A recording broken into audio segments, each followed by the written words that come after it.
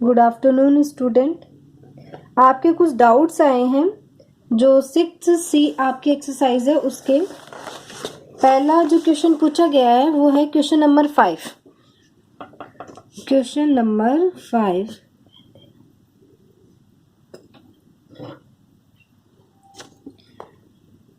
किसका 6C exercise 6C का question number 5 क्या है?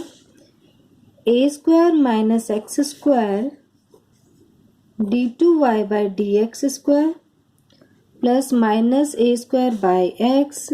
dy by dx plus x² by a into में y बराबर 0। ठीक है, ये आपकी इक्वेशन दे रखी है। सबसे पहले हम क्या है इसको मानक रूप में लिखेंगे, तो इसके कोफिशिएंट को हमें क्या करना पड़ेगा 1 करने के लिए हम क्या करेंगे पूरी इक्वेशन को a² - x² से डिवाइड कर देंगे। a² x a² - x² dy by dx plus x² a upon x² a² - x² into y बराबर 0। ठीक है, अब देखो आपका q क्या है। q हमारा ये है। यदि हम इसका रूट लेते हैं तो ये क्या होगा इजीली इंटीग्रेबल है। तो इसका मतलब कौन सा मेथड लगाएंगे हम? स्वतंत्र चर को परिवर्तित करने वाला। तो स्वतंत्र चर हमारा x है, x को किस में चेंज करेंगे z में चेंज करने के लिए क्या होगा आपके पास में यहाँ पे पहले हमारे पास में यहाँ p क्या दे रखा है आपके पास में -a² by x इंटू में a² - x²। q क्या है x² upon a into a² - x²। और r आपका क्या दे रखा है 0, ये दे रखे हैं। अब क्या करेंगे हम स्वतंत्र चर x को z में, अब स्वतंत्र चर x को z में परिवर्तित करने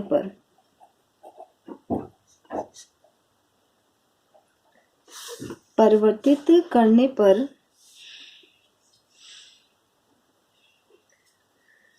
दिया गया समीकरण निम्न रूप में लिखा जा सकता है। दिया हुआ समीकरण निम्न रूप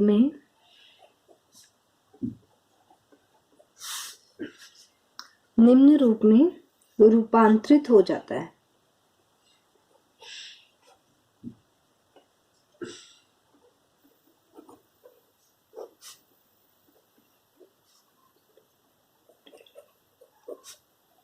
कौन सा रूप है? d2y by dz² plus p1 dy by dz plus q1 बराबर 0। ठीक है, अब यहाँ पे p1 क्या है, जहां p1 इक्वल्स टू आपका क्या है, p1 है हमारा z डबल डैश यानी z का x के रेस्पेक्ट में double derivative plus p z1 dash और z डैश का होल स्क्वायर। q1 क्या है q अपॉन z डैश का स्क्वायर। ठीक है, ये वैल्यूज है। अब z का मान निकालने के लिए हम q1 किसके बराबर लेंगे?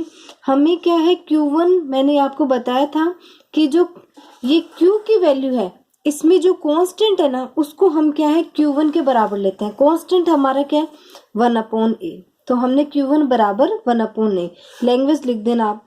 तो q1 क्या है आपका q अपॉन z डैश का square equals to 1/a। Value रखो q1 क्योंकि x² upon a z dash का स्क्वायर इक्वल्स टू 1/a और एक इंटू में आपका क्या है a² - x² भी 1/a से 1/a कैंसिल, तो x² a² - x² किसके z डैश के स्क्वायर के इक्वल आ गया।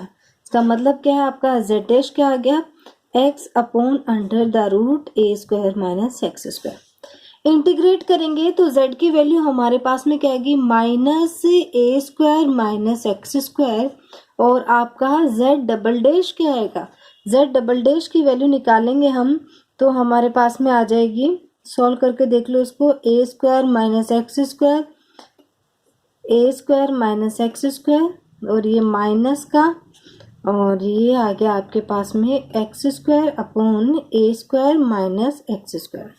सिंप्लीफाई किया तो जेड डैश की वैल्यू हमारे पास में आई जेड का एक्स के रेस्पेक्ट में डबल डेरिवेटिव आ गया आपके पास में a square upon a square minus x square की पावर 3/2।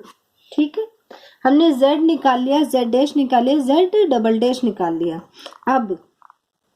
अब इनका मान रखेंगे हम, तो d2y/dz²। P1 क्या है आपके पास में, P1 z डबल डैश ए स्क्वायर माइनस एक्स स्क्वायर की पावर 3/2 और प्लस का P क्या है आपके पास में, माइनस का ए स्क्वायर और ये एक्स ए स्क्वायर माइनस एक्स स्क्वायर और इंटू में आपके क्या है जेड डैश क्या है एक्स इंटू में a square minus x square और अपोन में क्या है जेड डैश का होल स्क्वायर यानी x square a square minus x square. Value देखेंगे, देखो ये क्या है, ये a square upon a square minus x square की पावर 3/2 और ये माइनस का एक्स कैंसिल माइनस का a square upon a square minus x square की पावर 3/2 तो ये कैंसिल हो जाएंगे, जीरो आ जाएगा यहाँ से।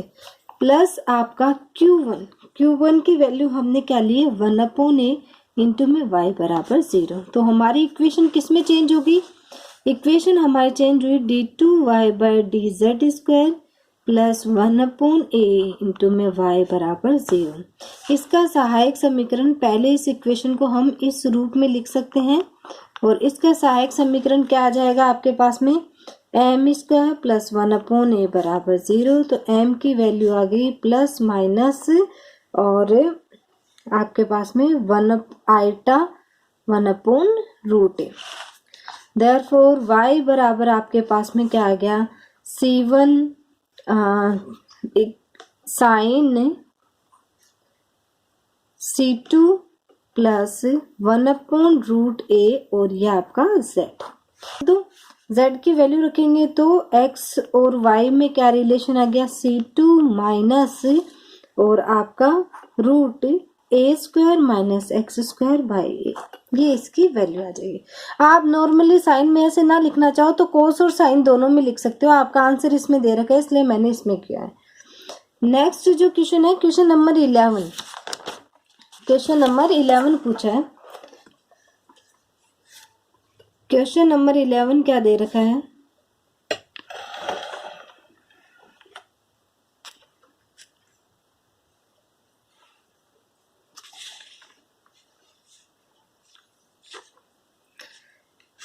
d2y/dx² माइनस 1 प्लस 4e की power x dy/dx plus 3e raise to the power 2x into में y e की पावर 2x प्लस e की पावर x।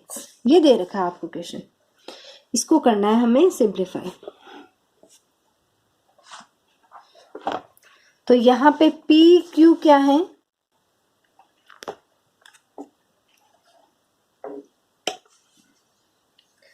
यहाँ सॉल्यूशन कर रहे हैं हम। यहाँ p इक्वल्स टू है -1 प्लस 4e की पावर x और आपका q क्या है 3e की पावर 2x और r दे रखा है हम e की पावर 2x प्लस 2e की पावर x, ये दे रखा है।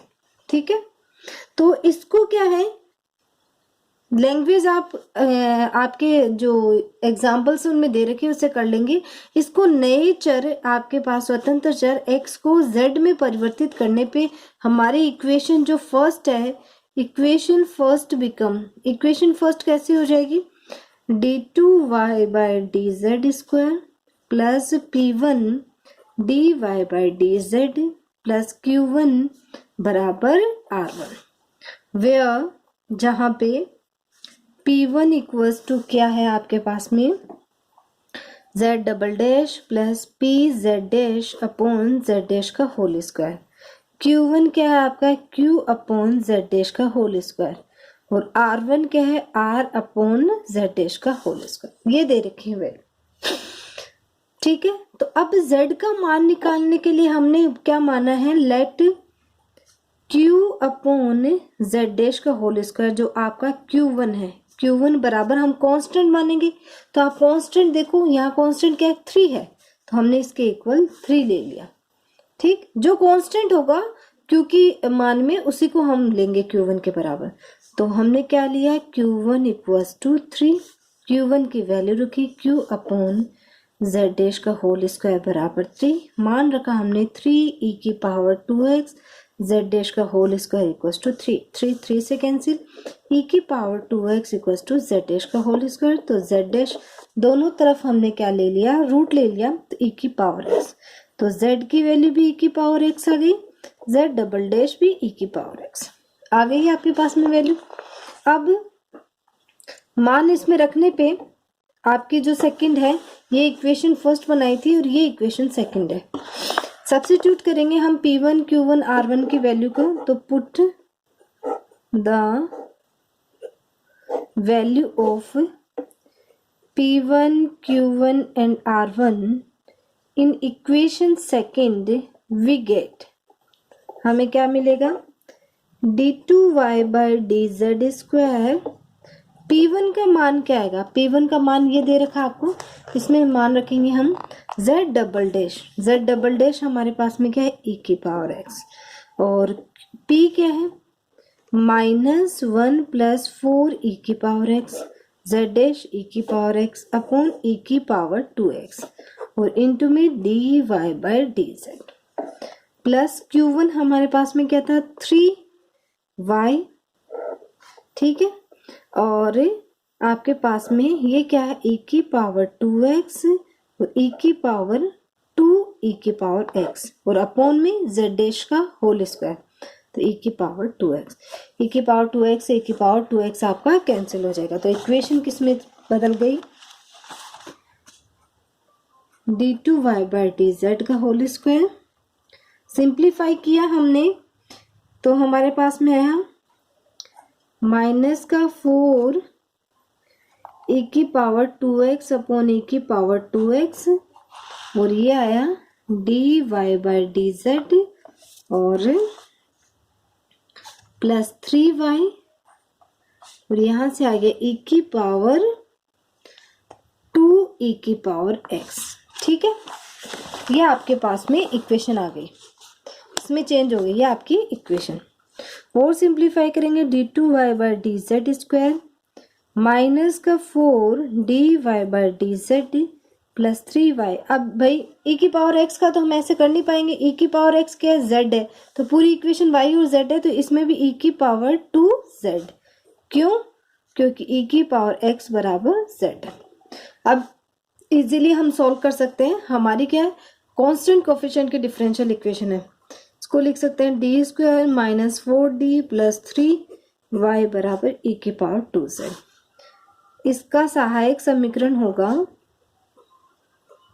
सहायक समीकरण होगा, क्या होगा सहायक समीकरण, m square minus 4m plus 3 equals to 0, m square minus 3m minus m plus 3 बराबर 0। तो m minus 3 minus m minus 3 बराबर 0, m की वैल्यू 1 और आपके पास में 3 आ गई। तो CF क्या हो गया, C1 e की पावर आपका z प्लस C2 e की पावर 3z।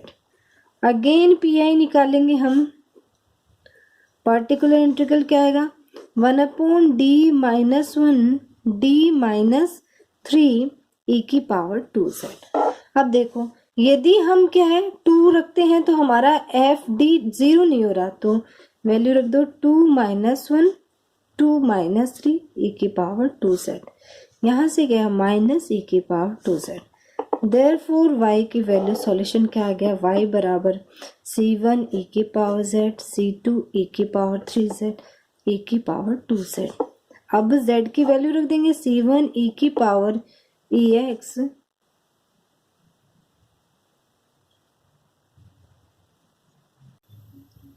C1 e की power ex plus C2 e की पावर 3ex माइनस e की पावर 2ex। ये आपका क्या आ गया, इसका सॉल्यूशन आ गया।